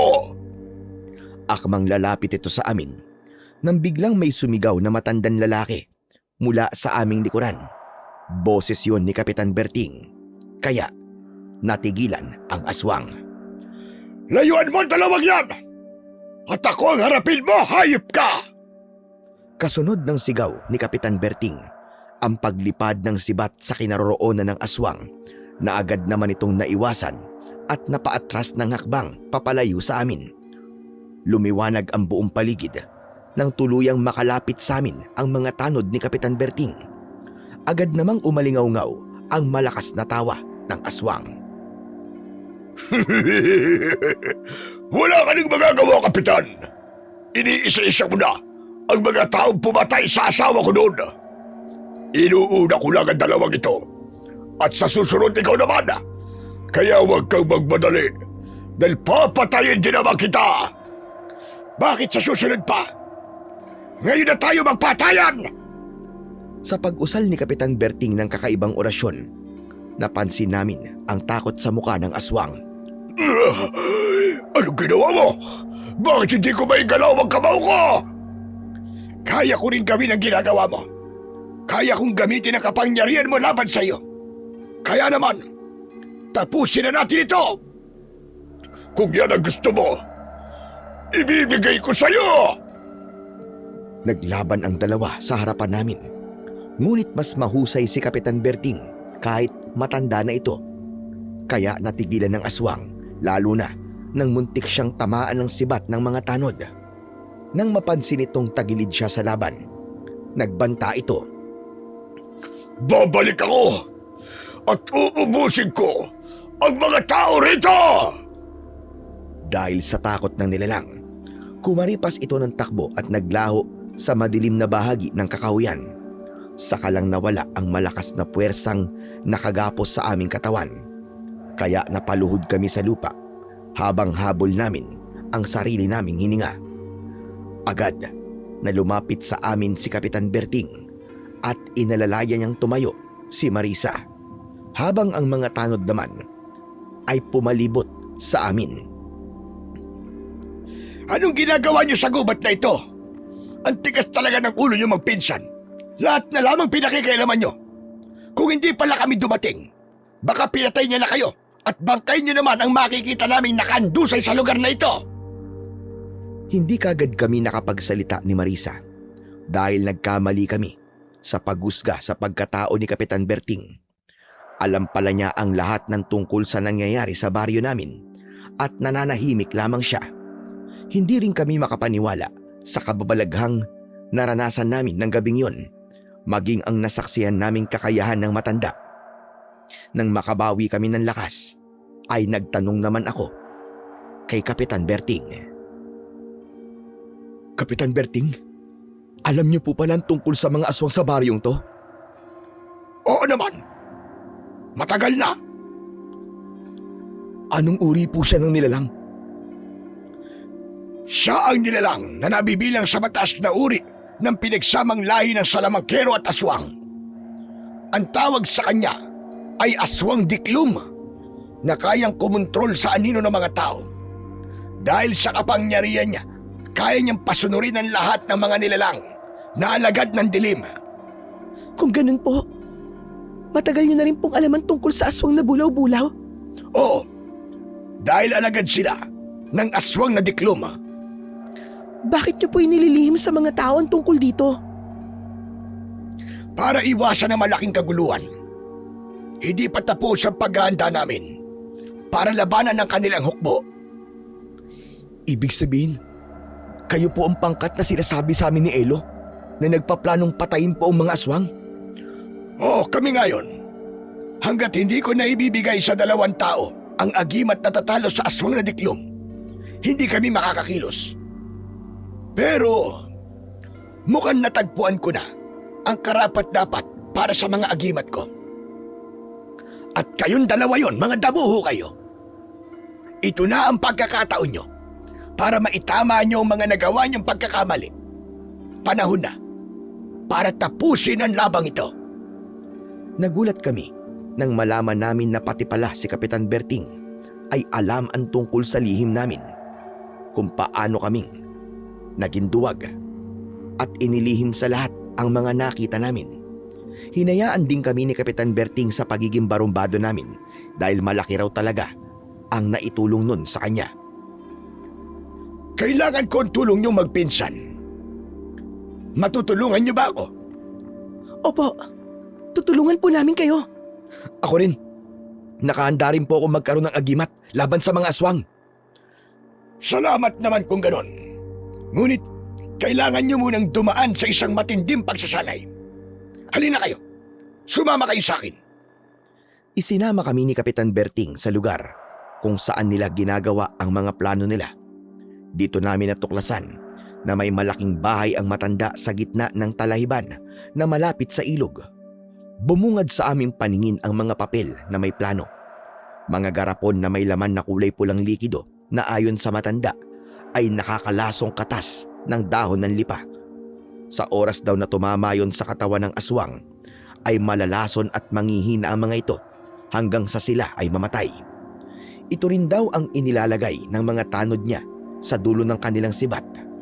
Maya-maya pa ay may kinuhang mahabang kahon si Kapitan Berting sa ibabaw ng lamesa at pagbukas ng takip nito ay nakita namin ang 2 arnis at liyabe na kulay itim. Palitan natin ang mga sandata ninyo. Ang liabe na may mutya ng San Telmo ay mapupunta sa iyo, Rodel. Ikaw naman, Marisa. Para sa iyo naman itong mga arnis na may mutya rin ng San Telmo. Nang maibigay sa amin ng matanda ang mga sandata, ay ipinaliwanag niya ang epekto nito sa mga aswang. Sa oras daw na tumama ito sa katawan ng mga aswang na kumakain ng karne ng tao, ay agad daw na masusunog at magiging abo ang katawan.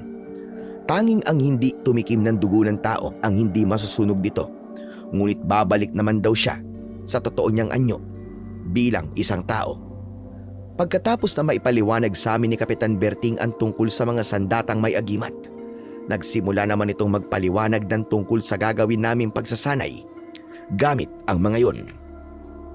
Hindi porke may agimat na kayo, ay malakas na kayo. Kailangan nyo pa rin dumaan sa isang pagsasanay. Nakahanda po kami, Kapitan Berting. Ako rin po, handa na rin po sumabak sa pagsasanay. Mabuti kung ganon. Bukas ng umaga, sisimulan na natin ng pagsasanay. Ngunit isa lang ang ipapakiusap ko sa inyo. Manatili kayo sa kung ano ang ginagawa ninyo. Maging maangas o barumbado kayo, basta nasa tama kayo. Sikapin nyo na walang dayong makakapasok sa baryo natin. Teka, ano pong ibig niyo sabihin, Kapitan? Ang mga lalaking nakalaban nyo kanina, pagkatapos namin silang pakawalan, ay nalaman naming pinatay sila sa labas ng baryo natin. Ano po? Diyos ko, lahat po sila pinatay? Oo, ganun na nga. At alam kong kagagawan yon ng aswang na diklom. Bakit po ba naging malupit ang aswang na diklum sa mga tao? Dahil pinatay ng taong bayan ang asawa niya at nagkataon na buntis yun, kaya isinumpa niyang gagawin niya rin sa mga buntis ang sinapit ng kanyang asawa para pareho silang magdusa at maranasan ng iba ang sakit na naramdaman niya. Nagiganti siya lalo na sa mga dayo at idinamay talaga niyang lahat. Ang baryo natin ang pinili niyang gawing kuta para sa pagpapalakas ng kanyang hukbo. At ako ang nag-iisang sagabal sa kanyang mga pinaplano.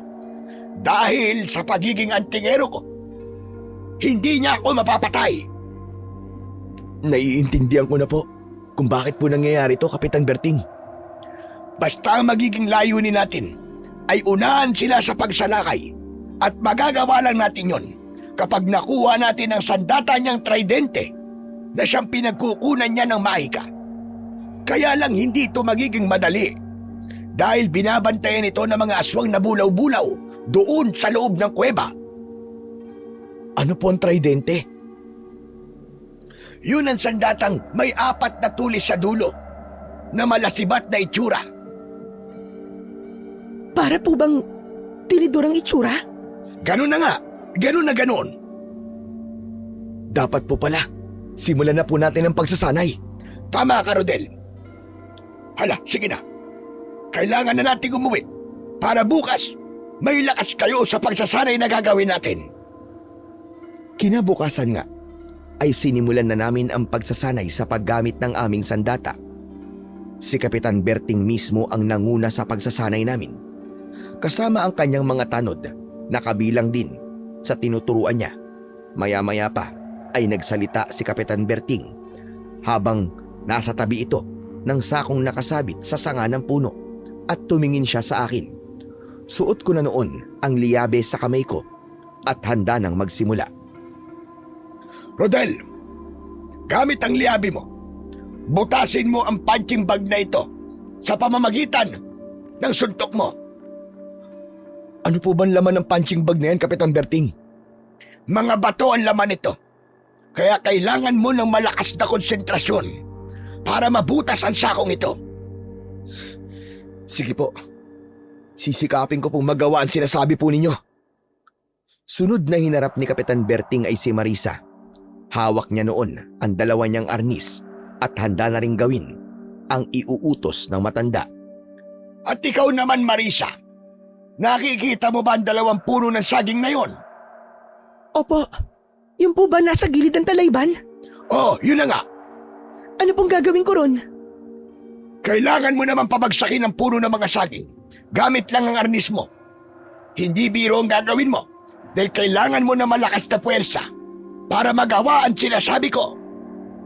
Sige po. Gagawin ko po ang lahat para mapabagsak ang katawan ng mga saging. Mabuti naman kung ganon. Umaasa ako na malalampasan niyo ang pagsubok na ito. Hindi magiging madali ang inyong pagsasanay, tandaan niyo yan.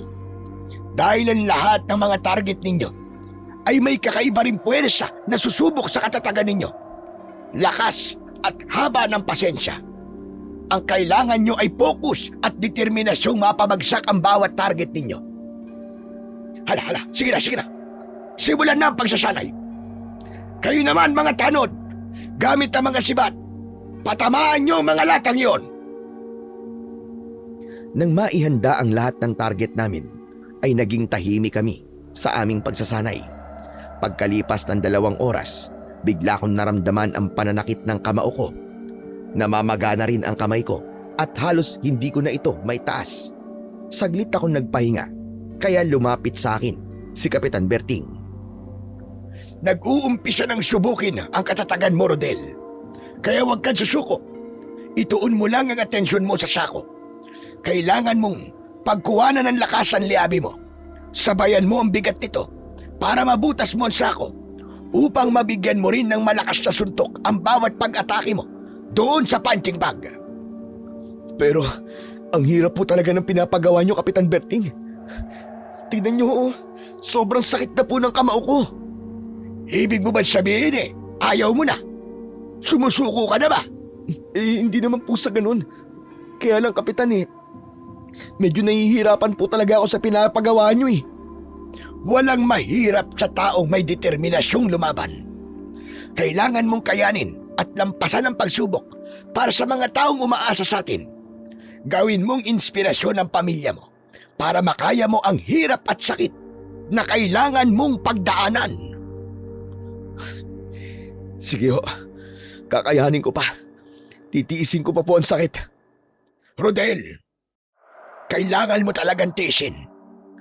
Tayo lang ang inaasahan ng mga tao sa baryong ito. Lalo pa ngayong nalalapit na ang pagsalakay ng mga kampo ng kadiliman sa lugar natin. At hindi ito palalampasin ng aswang na diklom. Sasamantalayin niya ang pagkakataon na mahina tayo. Marahil sa mga oras na ito, ay nagpaplano na sila para salakayin ang mga tao sa baryong ito. Kaya nakikiusap ako sa iyo. Kayanin mo ito at huwag kang susuko. Dahil sa sinabi ni Kapitan Berting, kahit mahirap ang ipinagagawa nito, ipinagpatuloy ko ang pagsasanay. Maging si Marisa ay nakikita kong nahihirapan din, pero hindi siya nagrereklamo. Tuloy lang siya sa pagpalo sa katawan ng saging gamit ang kanyang arnis. Ngunit kahit na anong gawin niya, hindi man lang nabubuwal ang puno ng saging. Pagkalipas ng 3 araw na pagsasanay namin, ay gusto ko na talagang sumuko dahil kahit na anong gawin ko, hindi ko mabutas-butas ang sako. Hindi ko na nga halos maitaas ang kamao ko o kahit maisuntok. Si Marisa naman, may benda na ang braso niya pero tuloy lang siya sa pagpalo. Matyaga siya kahit nauubusan na siya ng lakas. Pero dahil sa determinasyon naming mapabagsak ang mga kampo ng kadiliman, sinikap naming gumawa ng paraan para malabanan ang sakit ng mga kamay namin. Kailangan ko mag-focus. Gagawin ko to para sa hustisya ng mga taong biktima ng mga aswang. Kulang pa ang sakit ng mga kamao ko sa naramdamang sakit ng mga taong nawalan ng pamilya nang dahil sa mga kampo ng kadiliman. Huminga ako ng malalim at ipinikit ko ang mga mata ko. Inisip ko na aswang ang susuntukin ko. Inipon ko ang lakas ko sa bigat ng liyabi ko sa kamao. Hindi ko inisip na masakit ang kamay ko. Ang inisip ko ay kung paano kong mabubutas ang sako. Nang maramdaman kong sapat na ang puwersa sa kamao ko, ay nagmulat ako ng mga mata at ubod lakas kong sinuntok ang sako. Hindi ako nakapagsalita nang tuluyang nabutas ko ito at tumugos pa ang kamao ko sa kabilang bahagi ng sako. Nang hinugot ko ang kamay ko sa sako, pumatak ang mga bato sa lupa. Natigilan ang lahat at napatingin sa gawi ko. Kasunod nito, ang paglagabog naman ng katawan ng saging sa lupa. Nagawa rin ni Marisa na malampasan ang pagsubok. Kaya't sabay kami na nakapasa. Dahil dito, masayang lumapit sa akin sina Marisa at Kapitan Berting kasama ang mga tanod niya. Magaling! Binabati ko kayo magpinsan. Nalampasan nyo ang unang pagsubok. Hindi nga ako nagkamali sa pagpili sa inyo. Oo nga po. Hindi po kayo nagkamali sa pagpili sa kanila. Nagulat kami sa biglang pagsingit ni Elo sa usapan namin. Kasama niya si Mang Tasyo na pumapalakpak rin habang binabati nila kami. Kaya naman, nilapitan namin sila at kinausap. Narito pala kayo? Kanina pa po ba kayo dyan? Hindi naman. Kadarating lang namin. Dito pala kayo nagsasanay. Opo, Mantasyo. Ate Marisa, ang galing niyo po ni Kuya Rodel. Bilib po ako sa inyo. Ano ba pinag-aandaan nyo? Para naman kayong sasabak sa digmaan yan eh. Talagang digmaan ang haharapin nila, Elo. Natitiyak naming sasalakay na mga aswang at yun ang pinag-aandaan namin. Bueno, ano nga pala sa sadya nyo rito, Tasyo? Napadaan lang po kami, Kapitan Berting. Nanggaling po kami sa kabilang baryo para manggamot at habang pinapanood po namin kayo, bigla akong napaisip. Hindi lubos ang husay ng isang mandirigma kung hindi siya dadaan sa isang duelo. Ito'y para sukatin ang kanilang lakas at kakayahan. Doon lamang po masasabi kung handa na silang sumabak sa isang digmaan. Tama ka, Tasyo. Maganda na isip mo. Sa duelo po kasi makikita kung saan ang natutunan nila mula sa mga itinuro nyo at kung paano nila gagamitin ito pagdating sa tunay na labanan. Sino naman po makakalaban namin? Sino pa ba? Eh di ang anak ko si Elo. Siya ang kailangan niyong talunin. Subukan niyong pabagsakin ang anak ko gamit ang kamay at paa. Sa oras na matalo niyo ang anak ko, masasabi kong may natutunan kayo sa pagsasanay niyo. Sang-ayon ako sa gusto mo, Tasyo. Hindi rin matatawaran ng husay ni Elo pagdating sa pakikipaglaban gamit ang kanyang kamay at paa. Ngayon pa lang, ay masasabi ko nang may magandang laban tayo mapapanood bukas. Kahit magkaiba ang kanilang edad, tiyak na ang matitira ay yung higit na may alam at malakas. Salamat naman po at nakikita niyo rin ang husay ng anak ko. Sa ganitong paraan, tiyak na makakatulong po ang anak ko sa inyo upang mas lalong mahasa ang mga mandirigma ninyo pagdating sa pakikipaglaban. Oh, kayo magpinsan. Sang-ayon ba kayo sa sinabi ni Tasyo? Pumapayag ba kayo? Opo, payag po kami. Ayos! Saan po gaganapin ang duelo? At kailan po kami magsisimula? Bukas ng umaga, dito rin sa lugar na ito. Kailangan muna nila magpahinga para may lakas sila kinabukasan. Sige po, naiintindihan ko po, Kapitan Berting. Agad na nagpaalam sa amin sina Elo at Mang Tasyo na kailangan na raw nilang umuwi dahil malapit ng dumilim. Kami naman ni Marisa ay umuwi na rin sa bahay para makapagpahinga. Nadatnan ko si Nanay Mara na tuwang-tuwa dahil alam na raw niya kung ano ang pinagkakaabalahan ko nitong mga nakaraang araw. Nalaman din niyang kinuha akong tanod ni Kapitan Berting. Hindi raw siya makapaniwalang unti-unti na raw akong nagbabago. Sana raw, tuloy-tuloy na yon. At sigurado kung si Sara naman ang nagsabi nito sa kanya. Dala naman ng tuwa ko ay niyakap ko ang kapatid ko. Sila ang inspirasyon ko kung bakit nalampasan ko ang mga pagsubok na ito. Wala silang kaalam-alam sa totoong nangyayari sa baryo namin at kung paano akong nag-aalala para sa kaligtasan nila. Kaya mahigpit kong ibinilin sa kanila na kahit na anong mangyari ay wag na wag silang lalabas ng bahay, lalo na kapag gabi na. Kinabukasan ng 8:00 ng umaga, nagsimula ang duelo sa pagitan ni Marisa at Elo.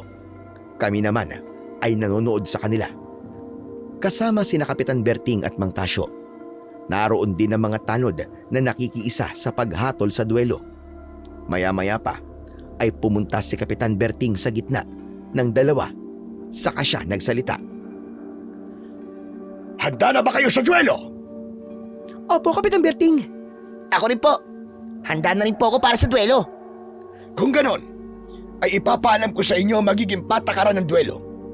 Kung sino ang bumagsak sa lupa ng 2 beses, ay agad kong idideklarang talo sa laban. Nagkakaintindihan ba tayo? Opo, Kapitan Berting. Sige, simulan na natin ang laban! Nang umalis si Kapitan Berting sa gitna ng dalawa, ay nagsimula na nga ang laban. Gamit ang kamao at sipa ay nagpalitan sila ng pag-atake sa bawat isa.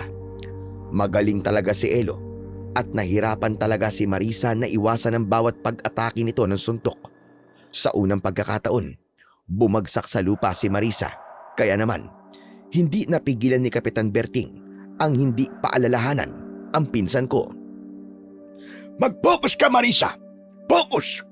Kailangan mo mapabagsak si Elo! Anak, galingan mo pa! Gawin mo ang lahat para hindi manalo sa'yo si Marisa! Sukatin mo pa ang kakayahan niya!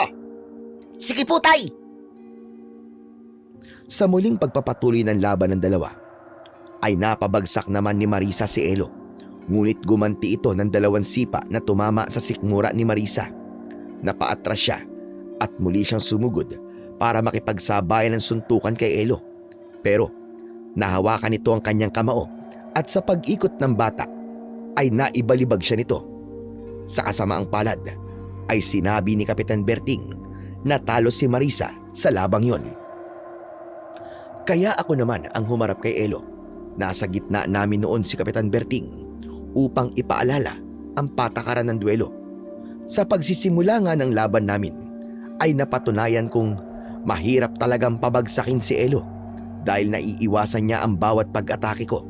Pero Nang mapag-aralan ko ang bawat galaw niya, ay nauuto ko siya sa peking pag-atake ko. Tumama ang kamao ko sa mukha niya, ngunit gumanti siya sa akin ng suntok na tumama naman sa sikmura ko. Hindi ko yun ininda. Sa halip ay gumanti ako sa kanya ng 2 magkakasunod ng malalakas na sipa na tumama naman sa tiyan nito, dahilan para bumagsak siya sa lupa. Nagulat ang mga taong nanonood sa amin at binati ako dahil sa unang pagpapabagsak ko sa kalaban ko. Tumayo si Elo at muli siyang sumugod sa akin ng suntok kasunod ng mga sipa niya. Pero naiwasan ko ang mga yon. Gumanti ako sa kanya ng sipa rin na tumama naman sa ilalim ng baba niya. Kaya sa pangalawang pagkakataon, muli ko siyang napabagsak sa lupa. Tuwang-tuwa naman si Marisa. Ang galing mo, Rodel! Natalo mo si Elo! Dahil nanalo ko sa labang yon, pinabalik sa gitna si Marisa upang muling makipagduelo kay Elo. Binigyan siya ng pangalawang pagkakataon para bumawi sa talo niya sa unang laban, at dahil binulungan ko siya ng taktikang ginamit ko para pabagsakin si Elo, nagawa rin niyang manalo laban kay Elo. Dahil nalampasan namin ang pangalawang pagsubok, masaya kaming binati ni Kapitan Berting. Mahusay! Nalampasan nyo ang pangalawang pagsubok. Binabati ko kayo magpinsan. Maraming salamat po, Mantasyo. Ako rin, binabati ko rin kayo, Ate Marisa, Kuya Rodel. Napakahusay ng ginawa ninyo. Ang masasabi ko sa laban natin, malaki na ang ipinagbago niyong dalawa. Kaya niyo ng tapatan ng husay ko. At nagawa lang niyo yun sa loob lamang ng ilang araw. Salamat sa iyo, Elo. Malaking bagay na ibinahagi mo sa amin ang kakayahan mo. Walang anuman yon, Kuya Rodel. Bueno, at tapos na ang pagsasanay natin. Magpahinga na muna kayo at saka natin pagplanuhan ang sunod nating gagawin. Dahil nakapasa nga kami sa pangalawang pagsubok, pinagplanuhan na namin kung paanong makukuha ang tridenteng iniingatan ng mga aswang na bulaw-bulaw doon sa loob ng kuweba. Kaya naman, kinabukasan ng gabi ay agad kaming nagtungo sa tirahan ng mga aswang. Ngunit pagpasok namin sa loob ng kuweba ay nagulat kami dahil hindi namin inaasahan ang madadatnan namin. Pinalibutan kami ng mga aswang na bulaw-bulaw na para bang alam nila na parating kami. Masyado silang marami at makipot ang lugar na yon, kaya hindi kami makakilos ng maayos. Ilang sandali pa ay umalingaw-ngaw ang tawa ng aswang. Maligayang pagdating!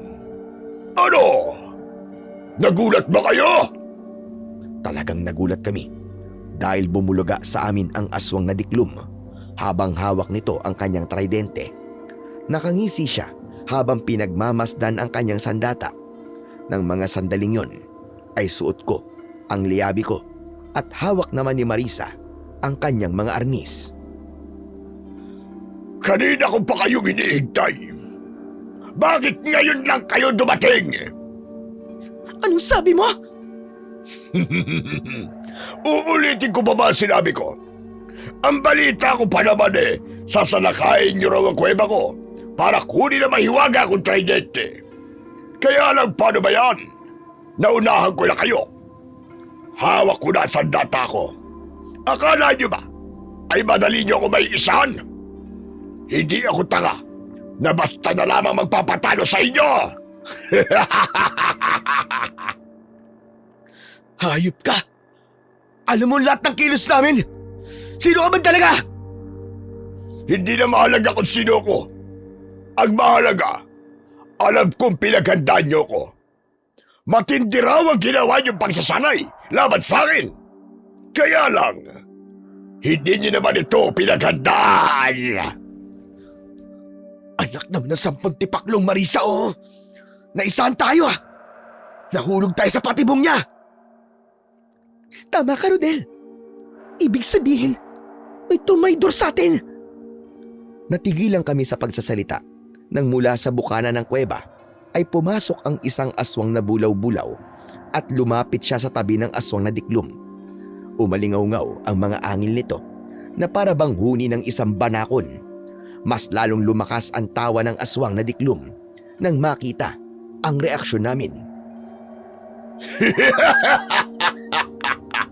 Dito na kayo mamamatay! Hindi ko na hayaang makatakas pa kayo! Dahil pagkatapos ko sa inyo, sasalakayin naman ang mga alagad ko ang baryong ito! At wala na kayong magagawa! Isa-isa ko sila papatayin! Hayop ka! Hindi ka magtatagumpay sa mga binabalak mo! Pipigilan ka namin kahit ano mangyari. Isa pa, ang ipinagmamalaki mo mga alagad mo sa labas na akala mo'y nagbabantay sa'yo. Ngayon, ay tinutugis na rin ng mga tanod ni Kapitan Berting! Kaya sige lang, halimaw ka! Magpakasaya ka! Dahil bukas, abo mo na lang ang makikita sa baryong ito! Nagpapatawa ba kayo? Kung ano man ang binabalak nyo, hindi na yun uubra sa akin. At kung may kapangyarihan kayo, hindi ninyong gagala rito. Balot ito ng proteksyon ko. Dahil pinaghandaan ko rin ang pagdating ninyo.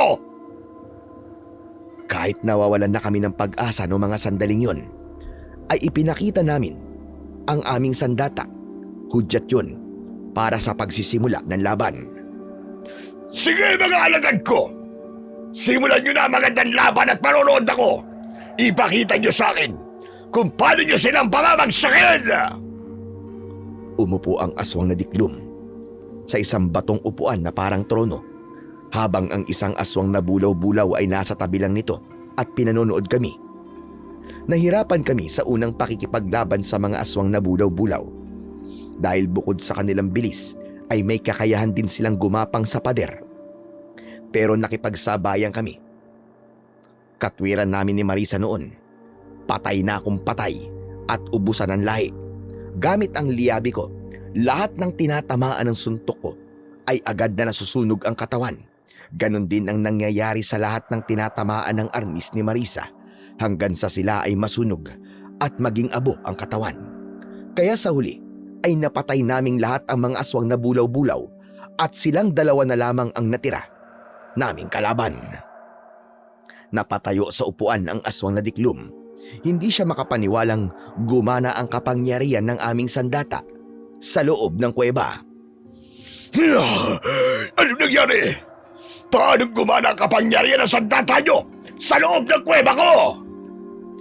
Dahil ang sakop lang ng kapangyarihan mo na sinabi mong proteksyon mo ay ang mga agimat na isinusuot sa leg.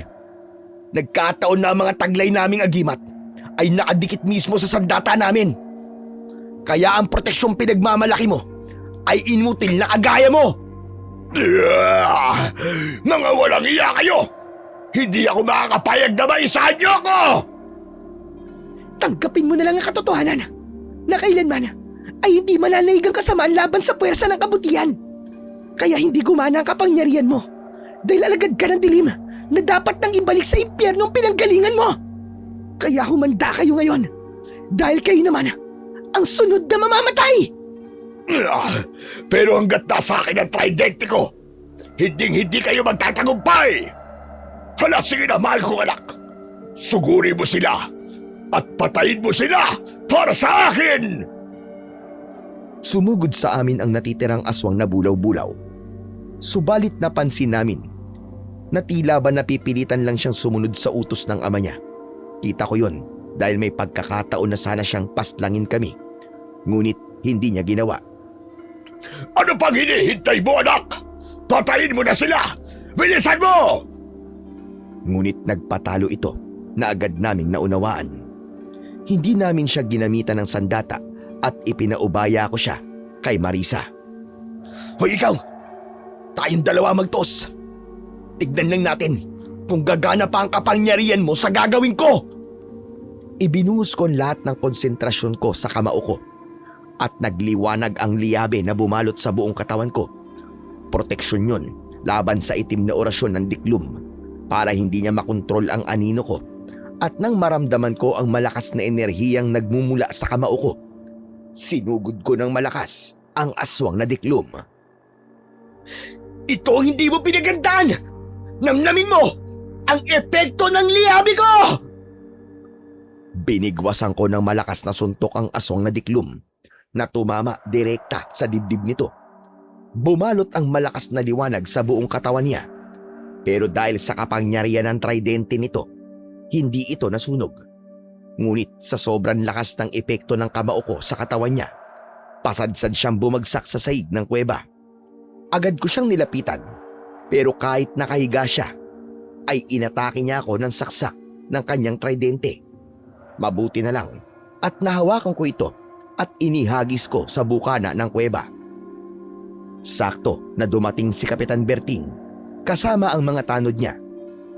Ito ang palatandaan na nagtagumpay sila sa pakikipaglaban sa mga aswang na nasa labas ng kuweba.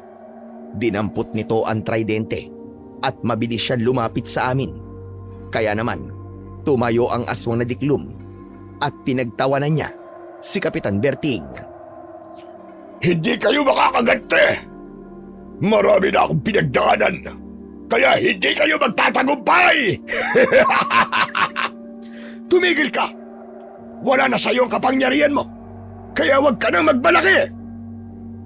Biglang bumakas ang pag-aalala sa mukha ng aswang na diklum at napatingin siya sa gawi ng naglalabang sina Marisa at Bulaw-Bulaw.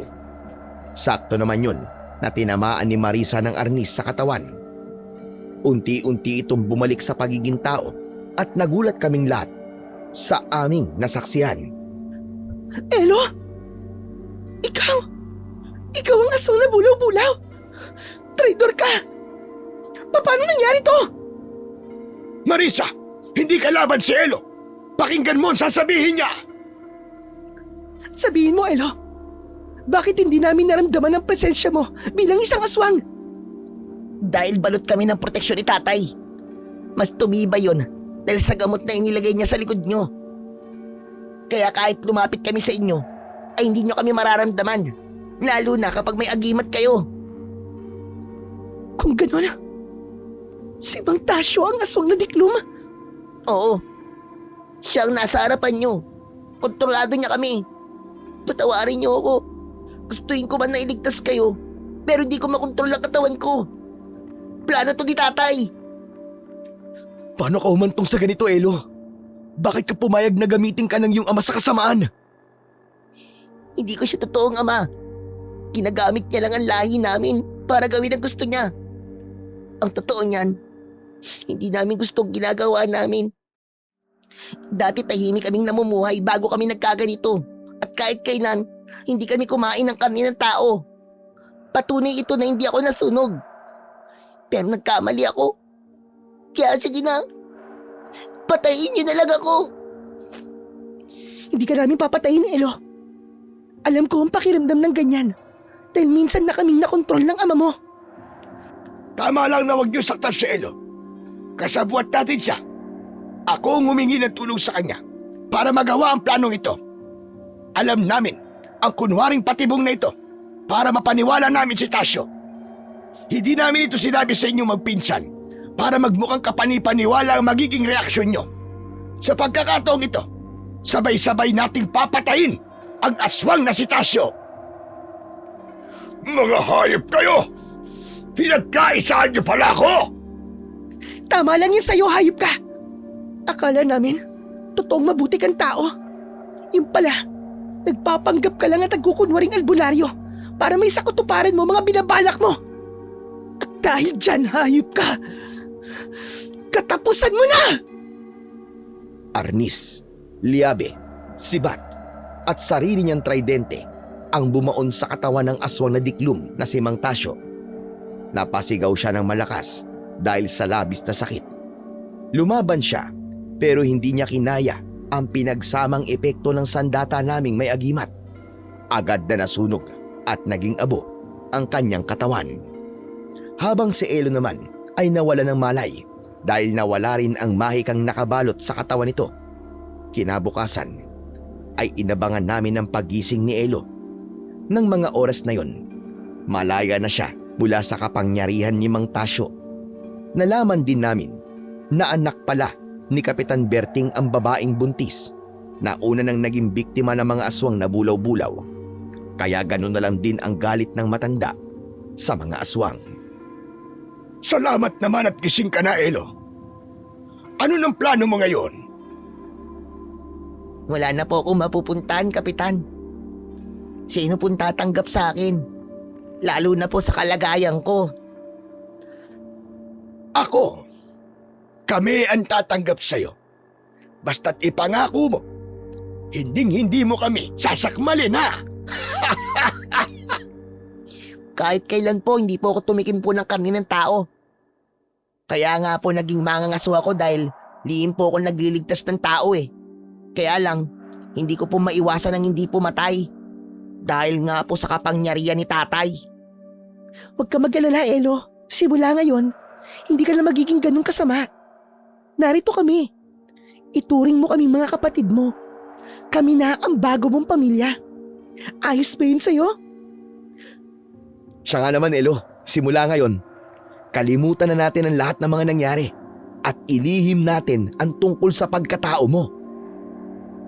Ako naman, magkakaroon ako ng 3 apo na mag-aalaga sa akin. Tiba-tiba pala ako kung ganon. Sabay-sabay kaming nagtawanan sa sinabing yon ni Kapitan Berting at tuluyan na nga naming kinalimutan ang nakaraan. Simula rin noon muling bumalik sa katahimikan ang baryo namin. Ngunit kami pa rin ang magpinsang iniiwasan ng mga tao sa baryo namin dahil kapag may nahuhuli kaming mga taong gumagawa ng masama ay agad talaga naming binabalian ng buto. Natutunan namin na kahit gaano pa kalakas ang kapangyarihan ng kampo ng kadiliman ay hinding-hindi siya magbawagi laban sa puwersa ng kabutihan. Sa ngayon po ay wala na po ang mabuting si Kapitan Berting, ngunit naiwan niya sa amin ang mga agimat niya habang si Elo naman ay kapiling namin at kapitan pa namin sa baryo ng San Bartolome dito po sa Mindoro. Hanggang dito na lamang po ang istorya ko at sana may napulot po kayo na magandang aral. Maraming salamat po sa walang sawa niyo pong pakikinig at pagsuporta sa akin pong munting channel na The Voice Addict. Sana po ay mag-subscribe na rin po kayo at pindutin niyo po sana ang like at notification bell para palagi po kayong updated sa aking mga bagong kwento at mag-iwan na rin po kayo ng comment. Muli, maraming salamat po at pagpalain po tayong lahat ng ating Panginoong may kapal. Hanggang sa muli, mga idol.